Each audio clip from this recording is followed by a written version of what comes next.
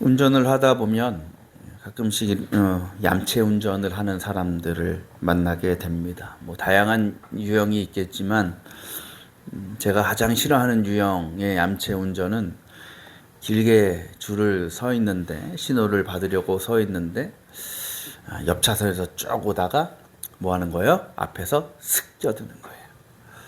막 제 안에 숨겨져 있던 분노가 막 치밀어 올라요. 그리고 그런 차가 만약에 제 앞으로 껴들려 한다 그러면 껴줘요, 안 껴줘요? 안 껴주죠. 어떻게든 내가 방어하려고 막으려고 그럼 괜히 쾌감이 느껴지죠. 그래요. 근데 제가 그런 상황에서 이렇게 껴드는 차들을 많이 보는데 그럼에도 제가 용납해주는 차들이 있어요. 제가 기꺼이 제 앞자리를 양보해주는 차들이 있다라는 거예요. 그 차들이 어떤 차들이냐? 버스, 그리고 이제 아이들이 탄 학원이나 이제 유치원 버스, 그리고 이제 구급차 같은 차들, 긴급 상황에 출동하는 차들이죠. 이런 차들을 제외하고는 저는 안 껴줘요. 너무 심하다 싶으면 저는 신고 정신이 투철한 사람이라 블랙박스를 떼서 그 영상을 가지고 신고를 합니다. 그러면 이제 7만 원의 과태료를 이제 내는 거죠. 제 차 번호 여러분 잘 기억하셨다가 제 차 앞에는 끼어들지 마시기 바랍니다. 날라갑니다, 뭐가. 그래요. 아까 말씀드렸죠. 그렇게 끼어드는 차 중에 제가 인정하고 용납하는 차들이 있다 그랬어요. 버스, 뭐 학원차, 구급차. 이게 어떻게 보면 제가 나름대로 세운 양보의 기준이에요. 기준이에요. 그러니까 그 차들을 제외한 모든 차들은 양보의 대상이 아닌 거죠. 우리가 세상을 살아가면서 다들 이러한 기준들을 가지고 살아가지 않습니까? 곧 세상에서 우리가 경험하고 만나게 되는 일들, 또 우리가 무언가를 결정하고 판단해야 될 때 내가 어디까지 것을 용납하고 어디까지 받아들일지에 대한 기준을 각자 정해놓고 있다는 거예요. 그래서 그 기준을 넘지 않는 선에서는 가능하면 모든 것을 인정하려 하고 받아들이려 합니다. 그런데 그것을 넘어서게 되면 그런 상황은 회피하려 하고 벗어나려고 하는 게 우리의 모습이라는 거지요. 혹 어쩔 수 없이 후자의 상황을 만나게 된다라고 하면 우리는 굉장히 고통스러워지고 큰 절망을 경험하게 됩니다. 우리에게 고난도 마찬가지 아니겠습니까? 우리의 인생을 시작하면서 여러분, 특히 무언가 새로운 일을 시작할 때에 내 앞길이 장밋빛일 거야, 다 잘 될 거야 라고 예상하고 기대하시는 분들 그렇게 많지 않을 겁니다. 무슨 말이냐면 우리가 무언가 새로운 일을 시작하게 되면 어느 정도의 고난과 어려움들은 우리가 예상을 한다라는 거예요. 제가 신비전열 교회를 개척할 때도 그때 물론 비전이 있었고 소망이 있었어요. 기대를 가지고 있었어요. 그렇다고 그때 제가 교회를 개척하면서 내가 교회 개척하면 이제 탄탄대로다, 사람들만 몰려올 것이다, 풍성이 채워질 것이다, 이런 기대만 한 것일까요? 아니에요. 개척 목회를 함에 있어서 그 과정 가운데 어떠한 어려움들이 있을지, 어떠한 일들이 있을지, 위기가 있을지 알고 있었어요. 왜? 주변에 그런 경험들을 하신 분들이 많았기 때문에. 그래서 내가 목회할 때 그냥 좋은 일만 있진 않을 거야. 분명한 어려움들이 있을 거야. 그렇게 생각하고 목회를 시작했다라는 거예요. 이것이 무슨 의미냐면 우리가 어떤 것에 대한, 어떤 일에 대한 고난과 위기를 미리 생각한다라는 것은 그것을 준비할 수 있는 마음이 있다라는 거예요. 그래서 그 일이 생겼을 때에 크게 당황하지 않는 거죠. 그래, 내가 생각했던 일이 일어났구나. 받아들이게 된다라는 거예요. 근데 그것이 어디까지, 내가 정해놓은 고난의 기준 안에서는 우리가 받아들여요. 이 정도는 충분히 감당할 만하다고 생각합니다. 그런데 문제는 그것을 넘어서는 일들, 그것을 넘어서는 고난들이, 어려움들이 우리에게 찾아올 때가 있다라는 거죠. 그러면 우리는 낙심하게 될 수밖에 없어요. 그 상황을 인정하거나 받아들이기가 굉장히 어렵습니다. 그러면서 모든 것을 내려놓게 되고 포기하려 할 때가 있다라는 것입니다. 바로 오늘 말씀에 이와 같은 위기와 고난 앞에 서 있는 한 사람이 등장합니다. 그 사람이 누구입니까? 요셉이라는 사람입니다. 요즘은 뭐 그럴 일이 아예 없지요. 근데 옛날에 저희 아버지 때만 해도 결혼하기 전에 뭘 했냐면 약혼을 했어요. 우리 약혼식 하신 분 계셔요? 혹시 약혼식 우리 딸이도 저희 아버지도 저희 어머니하고 약혼식 했어요. 집에 사진도 있어서 약혼식 한 사진. 좀 사셨군요. 약혼식이 뭐예요? 결혼을 약속하는 그런 어떤 특별한 행위라는 거예요. 그리고 그 약혼이 언제 완성되는 거예요? 결혼을 통해서 이제 이루어지게 되는 거죠. 예수님 당시에 팔레스타인 지역에서는 이 약혼 제도가 일상이었습니다. 근데 그때 했던 약혼식은 저희 아버지 옛날 사진도 보니까 저희 어머니하고 뭐 샴페인도 들고 뭐 케이크 자르고 하더라고요. 그런 약혼식이 아니었어요. 그때 약혼식은 지금이야 여러분 약혼식을 해도 뭐 지금은 약혼식이 없지만 약혼식 같은 개념은 있어요. 그걸 뭐라 그래요? 요즘은 네 글자로 영어로 프로포즈라고 그러죠. 다들 프로포즈 받으셨죠? 우리 젊은 우리 집사님 권사님들은 그죠? 프로포즈를 받았습니다. 약혼을 했어요. 지금으로 치면. 근데 결혼은 아직 안 했어요. 중간에 헤어질 수 있어요, 없어요? 헤어질 수 있어요. 다르게 얘기하면 나나 상대방이 약혼식 하고 나서 결혼식 하기 전에 바람 필 수 있어요, 없어요? 있어요. 근데 그게 법적으로 문제가 돼요, 안 돼요? 안 돼요. 실제로 그런 경우가 있죠. 결혼식 직전에 막 파혼을 하거나 그런 경우가 있어요. 외도의 문제, 어떤 그런 문제로. 근데 예수님 당시 그 당시의 약혼식은 거의 결혼과 똑같았어요. 법적인 어떤 법적인 의미로 보면 결혼이나 약혼이나 크게 다르지 않았습니다. 그러니까 약혼식을 한 사람은 이미 부부로 어느 정도 인정을 받았다라는 겁니다. 그런데 뭐가 다르냐? 약혼식을 하면 남편과 신랑과 신부 될 사람이 1년 동안을 떨어져 지냈어야 됩니다. 이때를 준비 기간이라고 하는데 이때 뭘 하느냐면 특별히 남편 될 사람이 결혼식을 준비하는 기간이 예를 지금으로 치면 뭐 신혼집을 마련한다든지 아니면 결혼 장소를 섭외한다든지 신부 부모님께 드릴 예물을 준비할 돈을 모은다든지 이런 것들을 준비할 시간을 1년을 뒀다라는 거예요. 그러니까 그 1년의 시간 동안 신랑은 바쁘겠어요? 안 바쁘겠어요? 바쁠 거예요. 정신이 없을 겁니다. 분주했을 겁니다. 반면 신부는 어떨까요? 그 기간이 1년이라는 시간이 신부에게는 그냥 기다리는 시간이에요. 기다리는 시간. 그런데 그때 반드시 지켜야 되는 1년의 기간 동안 지켜야 되는 법이 뭐냐면 신부는 반드시 정결을 유지해야 됐다라는 겁니다. 여러분 1년이라는 시간 만날 수 없어요. 1년 동안 무조건 떨어져 있는 거예요. 그 시간이 신부로서 얼마나 외롭겠어요. 얼마나 남편이 그립겠어요. 마치 군대 가가지고 기다리고 있는 여자친구와 같은 거예요. 요즘 군대는 면회라도 하지만 자주 나오기라도 하지만 그렇지도 않아요. 따로 연락할 방법도 없어요. 여성분들 그립겠어요? 안 그립겠어요? 앞으로 뭐 평생 살 건데 1년 동안 떨어지는 거 이렇게 되겠어요? 그 약혼식을 할 때 두 사람의 사랑의 감정은 어떻게 보면 가장 큰 그때가 아니겠습니까? 너무나 그립고 외로울 거예요. 그러다 보면 그 시간을 견디지 못해서 외도를 하는 일들이 종종 있었다라는 거죠. 근데 여러분 그 사실을 신랑 된 사람이 알게 된다면 그 기분이 그 마음이 어떻겠습니까? 엄청난 배신감을 느끼고 큰 충격을 받고 분노할 겁니다. 근데 그러한 일이 누구에게 일어난 거예요? 요셉에게 일어난 거죠. 18절에 이렇게 기록합니다. 마리아가 요셉과 약혼하고 나서 같이 살기 전에 곧 그 1년의 시간을 보내던 와중에 마리아가 성령으로 잉태한 사실이 드러났다. 이때 요셉이 마리아가 임신했다는 소식을 듣게 되었는데 그게 요셉이 그게 성령의 아이인지 무엇인지는 알았는지 몰랐는지 모르겠어요.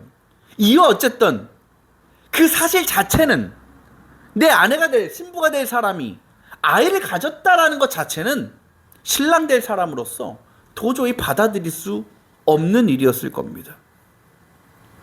바람을 핀 것도 모자라서 아이까지 생겨 이렇게 생각할 수 있다라는 거죠. 그때 요셉이 받았을 충격과 아픔은요 상상하기가 힘들 겁니다. 우리는 이 요셉이 마리아를 만나기 전에 어떤 인생을 살았는지 알 수 없습니다. 성경에 기록되지 않았기 때문에. 그러나 짐작은 할 수 있습니다. 분명히 그의 인생 가운데 크고 작은 환난이 많았을 겁니다. 그렇게 순탄한 인생은 아니었을 거라는 거지요. 왜 그것을 알 수 있느냐? 여러분, 요셉이 어디에서 태어나고 자랐습니까? 갈릴리 나사렛이라는 곳에서 태어나고 자랐습니다.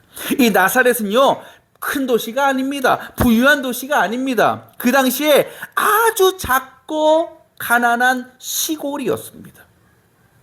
그리고 이 요셉의 직업이 뭐였어요, 여러분? 목수였죠.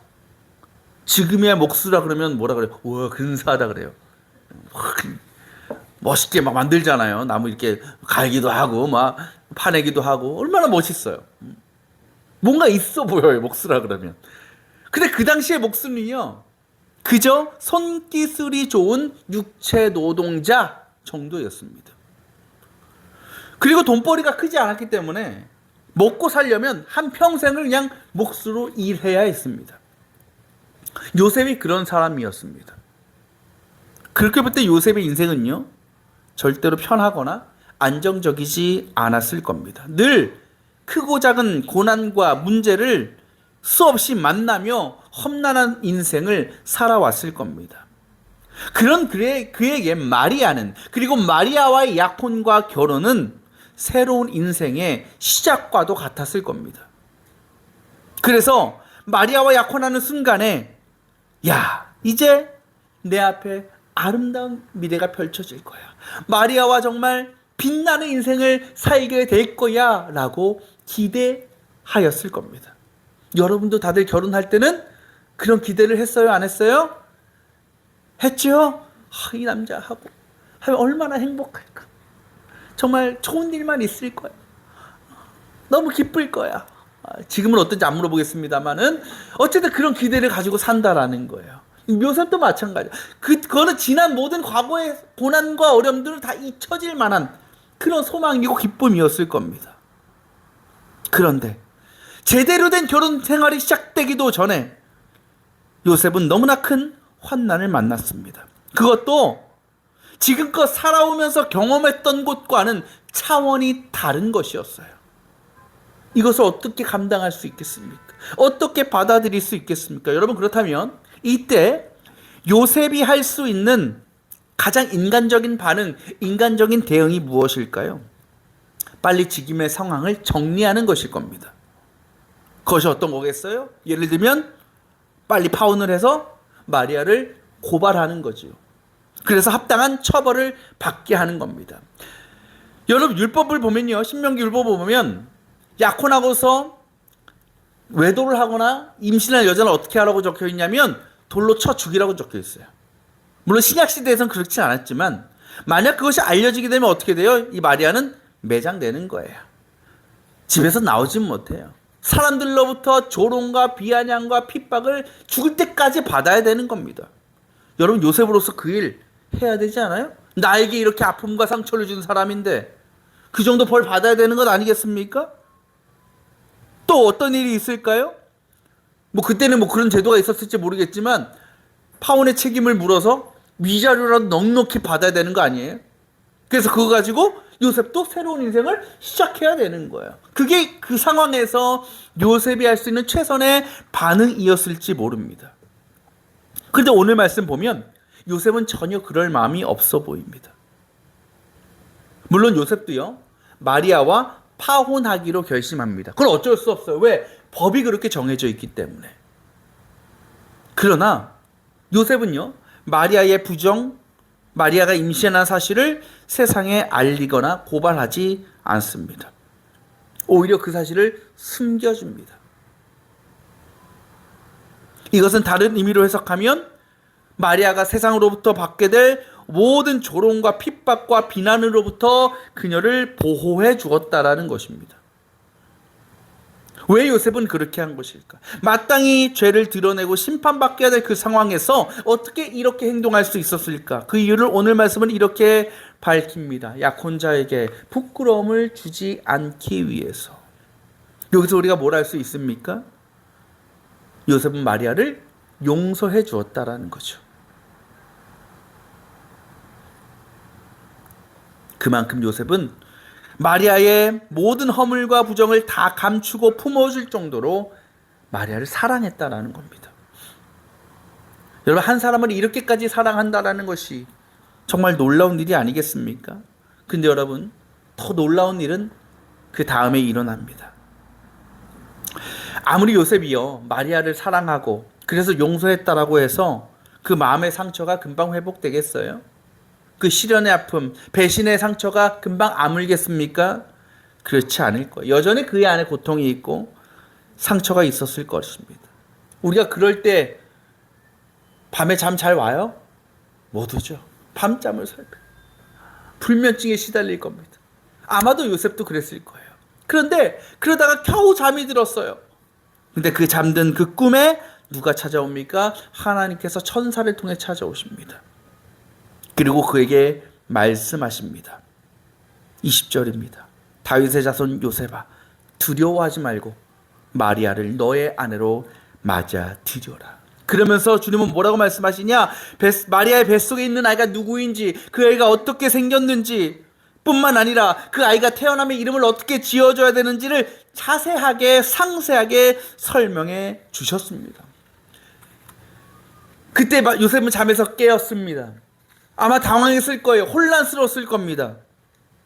그럼에도 그는 그것이 하나님의 음성임을 확신하게 믿었습니다. 그러자 그는 결단합니다. 그래, 그 말씀을 믿고 순종해보자. 그때 그는 지체하지 않고 주저하지 않고 즉시 행동합니다. 오늘 말씀 보면 25절에 기록합니다. 요셉은 잠에서 깨어 일어나서 어떻게 했다고요? 주님의 천사가 말한 대로 마리아를 아내로 맞아들였다. 그러나 아들을 낳을 때까지 아내와 잠자리를 같이 하지 않았다. 아들이 태어나니 요셉은 그 이름을 예수라고 하였다. 하나님께서 말씀하신 그 모든 명령을 그대로 받아들이고 믿고 순종했다라는 겁니다. 여러분, 어떻게 요셉이 이럴 수 있었을까요? 어떻게 그렇게까지 마리아를 사랑하고 어떻게 그렇게까지 하나님의 말씀에 그대로 순종할 수 있었던 것일까요? 물론 그가 평소에 사랑이 많고 믿음이 좋은 사람이었을 수 있습니다. 근데 저는 그가 그렇게 할 수 있었던 가장 큰 이유를 이렇게 표현하고 싶습니다.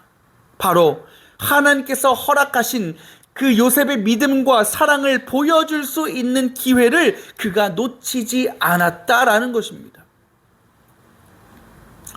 여러분, 영화 중에 에반 올마이티라는 영화를 아십니까? 아시는 분 손 들어보세요. 에반 올마이티라는 영화. 어떻게 하나도 없어요? 다들 성경만 보시느라 영화를 안 보시나? 에반 올마이티라는 영화가 있었고 그 다음에 브루스 올마이티라는 영화가 있었어요. 이게 뭐 20년도 넘은 영화이기 때문에. 근데 이게 어떤 그 제목 그대로 뜻이 뭐예요? 에반은 전능하다 라는 뜻이죠. 이 에반 올마이티라는 영화가 어떤 내용이냐면 현대판 노아의 방주 이야기를 다루고 있습니다. 대충 내용이 이래요. 영화의 주인공이 에반이라는 남자입니다. 근데 이 사람은 원래 한 방송사 뉴스의 앵커로 일하던 사람인데 국회의원에 나가기 위해서 이제 앵커직을 내려놓고 이제 국회의원이 될 준비를 합니다. 이제 새로운 인생을 준비하는 거죠. 그런데 한창 열심히 준비하는 가운데 어느 날 하나님이라는 존재가 그를 직접 찾아옵니다. 그리고 이렇게 말합니다. 앞으로 큰 홍수가 닥칠 것이니 너는 나가서 큰 방주를 만들어라. 처음에는 그 말을 믿지 않았습니다. 그런데 이 하나님이라는 분이 자신의 모든 삶을 다 알고 있는 거예요.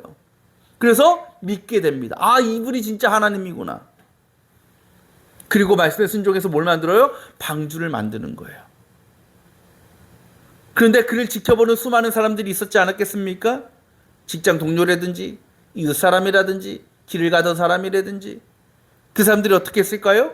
노아의 때와 똑같이 그를 비웃고 조롱합니다.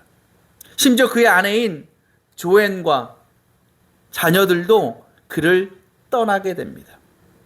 혼자 짓는 거죠. 그렇게 시간이 흐른 뒤에 이 아내인 조앤이 아이들과 함께 동네 식당에서 식사를 하고 있는데 마침 식당에는 TV에서 어떤 뉴스가 나오고 있느냐, 남편에 대한 뉴스가 나오고 있는 거예요. 남편이 열심히 방주를 만들고 있는 그 장면이 뉴스로 방영되고 있는 겁니다. 그 모습을 보자 그 식당에 있던 이웃 사람들이 옆에서 비웃기 시작합니다. 조롱하기 시작합니다. 그것을 아이들이 듣다 보니까 얼마나 속상하겠어요? 아이들은 화장실로 갑니다. 그리고 그때 이 조앤이 종업원을 불러서 음식을 새로 하나 시키게 됩니다. 근데 그의 부름에 다가온 그 종업원이 누구냐? 종업원으로 분장한 하나님이었습니다. 조앤의 얼굴이 얼마나 심각했겠습니까? 얼마나 어두웠겠습니까? 그 종업원, 하나님이 된 종업원이 그에게 자초지종을 물어봅니다. 그리고 그녀는 그에게 현대판 노아가 된 남편의 이야기를 전해줍니다. 이 종업원은 모든 걸 다 알고 있지요. 하나님이니까. 본인이 계획한 일이니까요. 이 종업원이 그 조앤에게 말합니다. 당신 남편에게 돌아가는 게 좋겠습니다. 남편과 함께하는 게 좋겠습니다.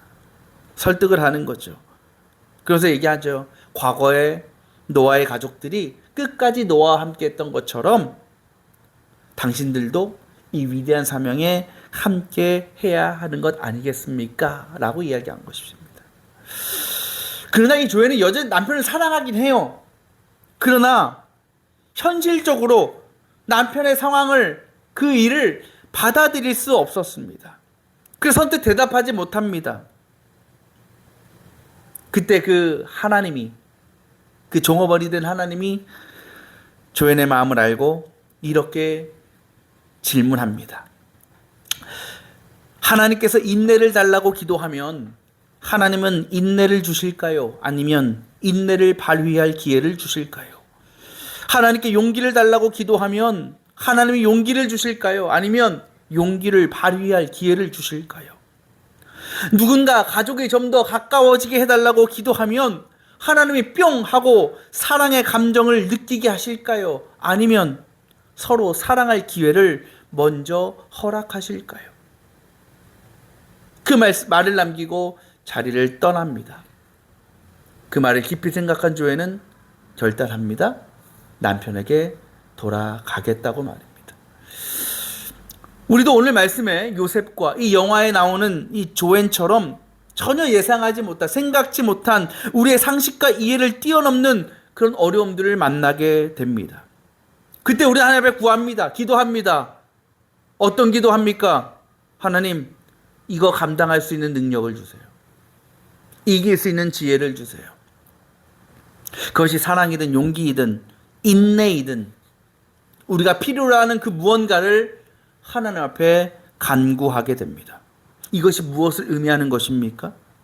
우리는요, 내가 무언가 그럴 만한 자격과 조건과 능력이 갖추어져야 그 상황을 내가 감당할 수 있고 이겨나갈 수 있다라고 우리는 생각한다라는 겁니다. 하지만 여러분, 그런 기도할 필요 없습니다. 그렇게 할 필요가 없습니다. 하나님께 능력을 구하지 않아도 됩니다. 왜 그럴까요? 저와 여러분은 이미 그 능력을 가지고 있는 사람들이기 때문이에요. 우리는 모두 하나님의 자녀들입니다. 우리는 예수님을 구주로 믿고 거듭난 사람들입니다. 우리가 주님을 영접하고 거듭날 때 우리 안에 일어나는 놀라운 변화가 있습니다. 그것이 무엇입니까? 우리 안에 누가? 성령이 임하신다라는 거예요. 여러분 안에 성령이 있음을 믿습니까? 근데 여러분, 그 성령께서 하시는 놀라운 일이 무엇이냐? 사도행전 1장 8절은 이렇게 말합니다. 성령이 너에게 임하시면, 우리가 잘 아는 말씀이에요. 개역개정 말씀이 더 익숙하겠지만, 너에게 성령이 임하시면 우리가 능력을 받고 예루살렘과 온 유대와 사마리아와 온 땅끝까지 이르러 나의 증인이 될 것이다. 우리가 성령을 받으면, 우리 안에 성령이 계시면 우리가 어떻게 된다고요? 온 땅에 예수 그리스도를 증거할 증인으로 살아간다라는 겁니다. 여러분, 온 세상에 예수를 증거하며 갈 수 있다라는 그 능력이 별거 아니에요? 아무것도 아닌 겁니까? 이보다 위대한 능력이 어디 있겠어요? 이보다 대단한 능력이 어디 있겠습니까? 그 능력 안에는 인내도 있을 것이고, 담대함도 있을 것이고, 용기도 있을 것이고, 사랑도 있을 겁니다. 곧 우리 안에 그 모든 능력이 있다 없다? 있다라는 거죠. 그러다 우리가 주님께 기도할 것은, 요구할 것은 주님 이 능력 주세요, 저 능력 주세요가 아니라, 우리가 먼저 해야 될 것은 뭐냐? 내 안에 그 능력이 있음을 믿게 하여 주시옵소서라는 거예요. 그 믿음과 확신 가운데 살아가는 사람은요, 하나님께서 허락하신 그 어떤 상황과 현실이라도 기꺼이 받아들이는 겁니다. 인정하는 겁니다. 또 그 안에서 내 안에 계신 성령님의 인도하심 따라 순종하며 살아갈 수 있는 겁니다. 이 오늘 말씀 요셉, 그 영화의 에반의 모습을 보십시오. 요셉은 마리아를 아내로 맞고 보호해 주라는 하나님의 말씀을 듣고, 하나님, 저는 그럴 만한 사랑이 없는데요, 저는 용서할 마음이 없는데요, 그런 마음을 주시면 제가 하겠습니다, 이렇게 기도하지 않았습니다.